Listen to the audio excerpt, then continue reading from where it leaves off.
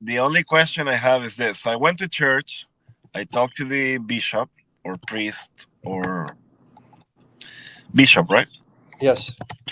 So I asked him a couple questions, but he said something that uh, I was very confused. He said that he's a Catholic church, but he doesn't follow the Catholic like Rome.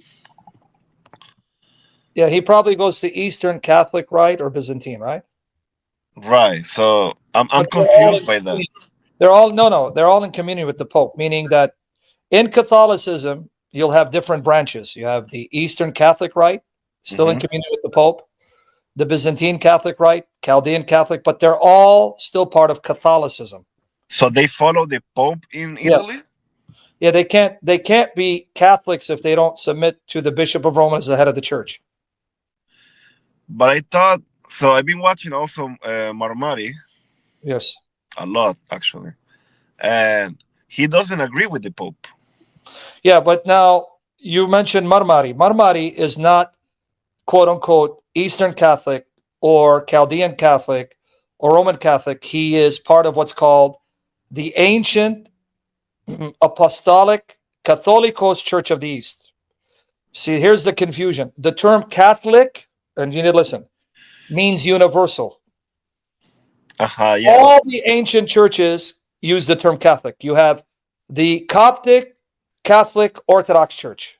Why do they call them Catholic? Not because they're part of the Roman Catholic Church. It means that this church is universal. So they all use the term. Every one of them uses the term. So if you're asking me, Marmari, is he Catholic? If you mean, does he believe that the Assyrian church started by the apostles? Yes. Does he believe that this church started by apostles is located all over the world? Yes. So in that sense, he calls himself Catholic. Uh huh. So if you ask the Orthodox here, Orthodox, do you guys call yourselves the Orthodox Catholic Church? Yes.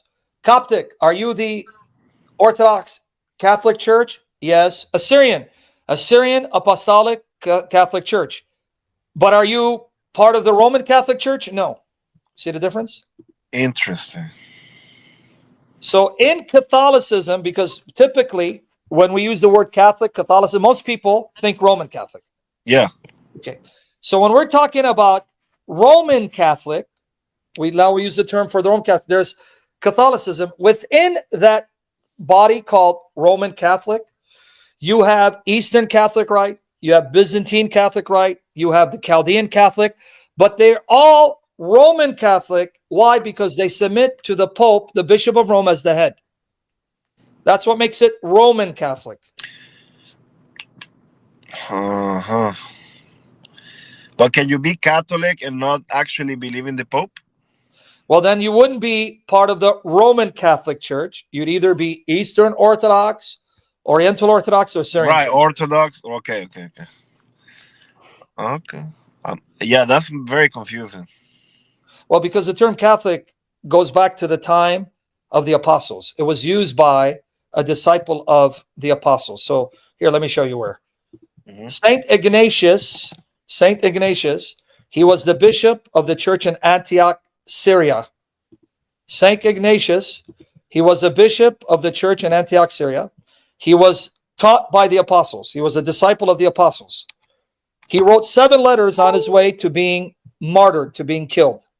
He's on his way to be killed. Hmm. And as he's writing these letters, he mentions what the church is. Watch here. What does he call it? Look what he calls it. Yeah. Okay. Okay. Right here. Oh, sorry. Watch what he calls it. Catholic. Right here. Chapter 8, his letter to the Smyrnians, the Christians at Smyrna. Chapter 8, look what he says, right? I'll give you the link in a minute, guys. All right. See that you all follow the bishop, one bishop appointed over each jurisdiction. Follow him as Jesus Christ does the Father. The presbytery, that means the elders, follow them as you would follow the apostles. So the presbyteries, the elders, they are like the apostles to you. The bishop, he is like God the Father to you. And respect, honor the deacons as What? being what? I don't know what you mean. What? It's like your Quran. When you obey Allah, Muhammad, you obey Allah. No. You want to bet that's in chapter 4, verse 80 of the Quran? It's Hold up. not the same, man. Yes, it is the same because it's authority, man. It's, yeah, authority in terms of guidance, but not. Whoso obeyeth the messenger hath obeyed Allah. So can I obey Allah if I don't obey Muhammad? No. So what do you mean it's not the same? That's exactly the point. Yeah, God, but the bishop. uh-huh. But Go ahead. obeying the Pope, not like looking at him like most Catholics do, like he's God, right? You want the Catholics to stone you and kill you? No Catholic believes the Pope is God. That's blasphemy. I'm confused. That's the point. I'm confused. No Catholic thinks the Pope is God, dude. Nobody thinks that. Nobody. You're confusing the fact, Nathan, we don't say laughing Michael's mother's ass off, that filthy dog when a Muslim admitted. No. No, brother. It means that when God appoints a human leader over you in order to be God's representative to you, when you disobey him, you're really disobeying God because he's not speaking for himself, he's speaking for God. You got that concept? Okay, let's go with Islam. So Muhammad is your Allah? No. No, he's got to be because it says, when I obey Muhammad, I obey Allah. So wait, so if I disobey Muhammad, can I obey Allah? No, you can't obey Allah disobeying Muhammad. So now I'm confused. So Muhammad is Allah. No, So it's not Allah. But that's what you're telling me. Your logic here. Let me give you another one. To love Allah, I have to obey Muhammad. Why? Here, chapter 3, verse 31, 32. Say, O Muhammad, if you love Allah, follow me. Why? Why do I have to follow Muhammad if I want to love Allah? Can I just follow Allah, love him? No. Follow Muhammad, then you love Allah. Then Allah will love you and forgive you your sins. So wait, if I don't follow Muhammad, will Allah love me? No. Will he forgive me? No. And then it says, so obey Allah and the messenger. But if they turn away, lo, Allah loveth not the disbelievers. So you have the same concept. You believe for me to love Allah and please Allah, I have to obey Muhammad. If I don't obey Muhammad, I don't obey Allah, and Allah will not love me. What are you not getting? Uh-huh. You get it? Because I thought it's just like you follow the teachings of Jesus according to the Bible, and Jesus is like your pillar. Well, of course, we follow the teachings of Jesus according to the Bible, but that Bible was given to the leaders of the church to preserve, to explain, and teach. This is the danger of, I take the Bible and I try to understand on my own. You have all these Christians who all say, you're going to hell, your interpretation is wrong. If you look at historically, the church, how it was set up, the apostles went, preached, people got converted, then they made them their disciples and taught them. Okay, now that you believe, here's who God is. This is who the Father, Son, and Spirit is. This is what the Son did. He became man. This is what he did. Now he tells you, this is how you live. This is what you do, and this is what you don't do.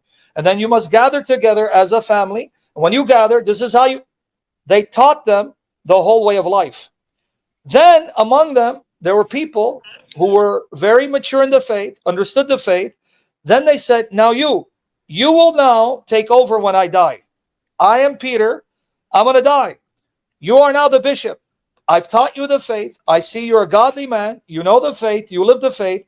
You are now going to be entrusted with the teaching that you learned from me and the scriptures. So it's now your duty to take over because we're going to heaven. We're not going to be here forever.